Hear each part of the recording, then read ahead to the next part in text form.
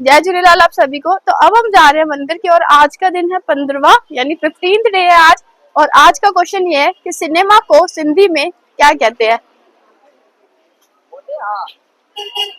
ये है भराड़ा साहब के आज के दर्शन। मंदिर में हमने थोड़ी देर भजन अटेंड किया।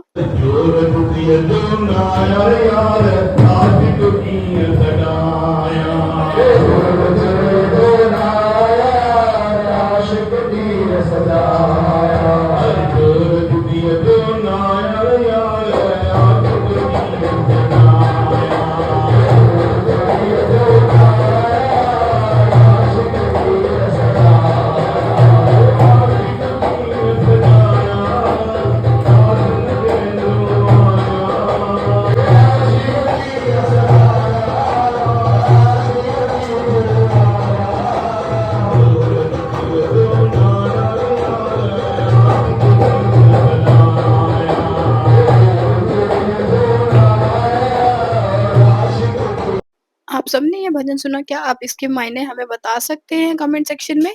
तो गाइज अब हम जा रहे हैं घर और आज का ब्लॉग यहीं समाप्त होता है। आप हमारे चैनल को लाइक करें, फॉलो करें, शेयर करें, कमेंट करें और सब्सक्राइब करना ना भूलें।